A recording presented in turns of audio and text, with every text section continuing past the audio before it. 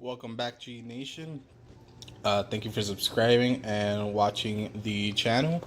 Today we're going to be talking about my buy, sells, and hold for the San Francisco 49ers.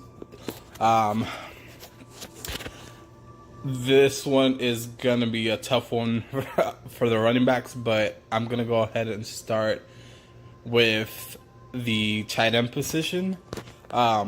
George Kittle, depending on the value you can get him at, is a buy.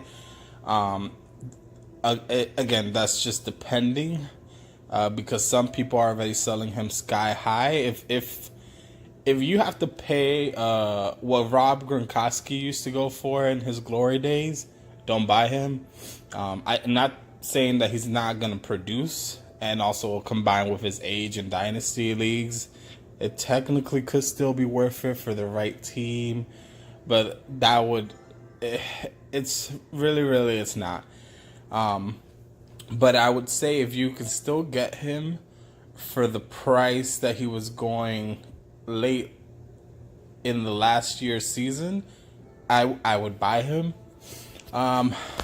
If you're asking, like, if you need more examples or more details, I would say if you can give up a tight end, a low tight end 1, maybe a high upside tight end 2, and like a second round pick, or honestly, I would even be willing to give a late first round pick with a low tight end 1 for George Kittle. I know he is in for regression. Yes, I won't debate that, but I think it was gonna be positive regression, meaning, yes, he's gonna regress. The yards will probably come down. He had a lot of yards after the catch, so that'll probably come down or will come down. But I do think where he can improve on is touchdowns, and even if he catches 100 to 200, 100 to 400 less yards, but increases his touchdowns by 4, which I think is doable, you'll still have an elite tight end. And his receptions could honestly stay around the same.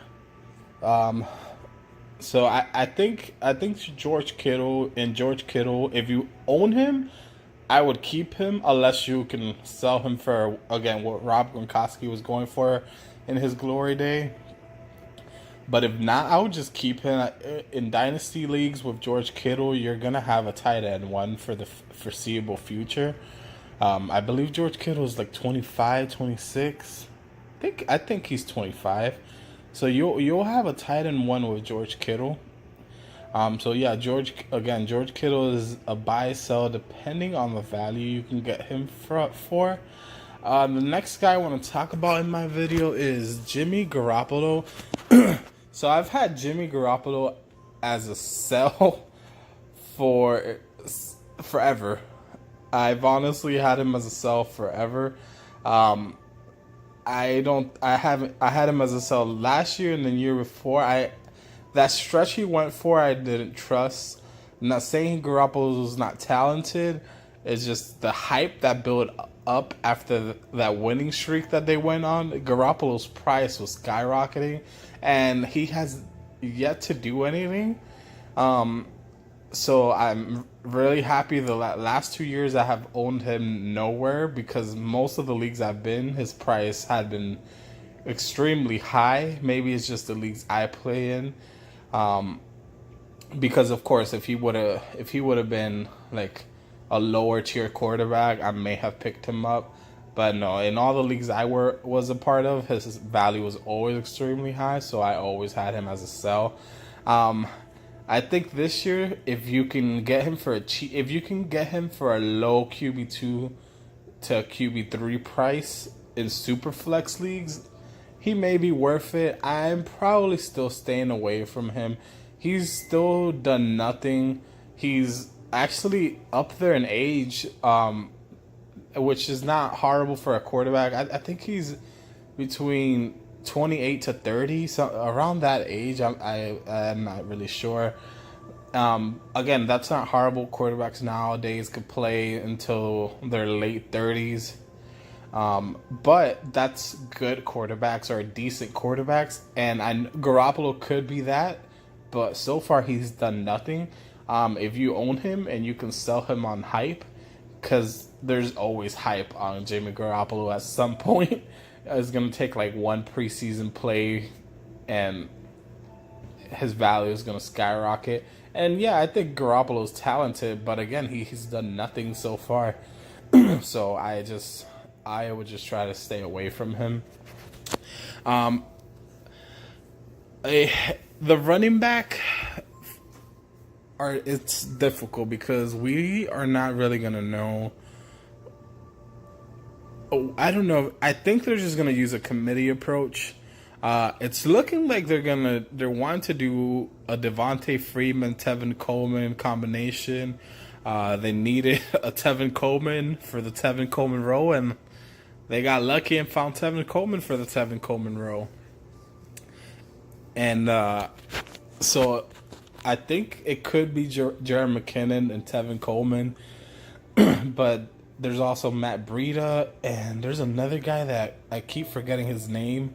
So what I would do, honestly, is between Jared McKinnon and Tevin Coleman, I would just try to get my hands on whoever's cheaper if they're going at a cheap price. I would say low RB2 to around RB3 range. If you could get them pretty cheap, I could try to invest in one of them. Honestly, this is a backfield that I will try to stay away from. Some leagues, it's going to be hard if you're in deeper leagues, like a lot of leagues that I am. If you're in a deep startup league, running backs start to run out, so you may need to just grab one. I would say just grab whoever is cheaper, going later. If for some reason they're all going around the same place, I would say it's going to be up to preference, honestly. I have two views right now. They can either maybe use Tevin Coleman more because they know Coleman from before, and again, it was a Tevin Coleman role, or maybe Jared McKinnon. A couple years back, they paid him all that money, but then again, he's not making that much right now. Matt Breida is also someone that you may need to take a look, and you probably can't sell him right now, but if you own him, don't drop him. Just stash him and see what happens. That backfield's getting injured all the time, so he may give you some good games like he did last year. So honestly, it's really just looking like a hold for all these guys, unless some kind of hype builds around all of them or one of them, and you can sell them for a good price. Or if you personally like one of them and think they can succeed in this offense.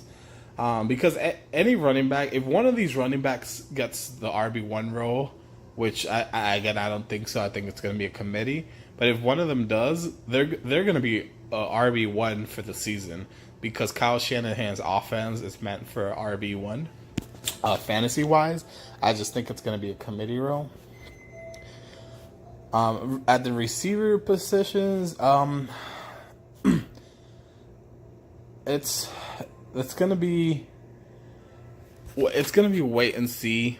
We don't really know with the rookie they draft. I really like the rookie they just drafted, and again, between the rookie they drafted and the receiver they had already that they drafted last year, they're almost the same guy.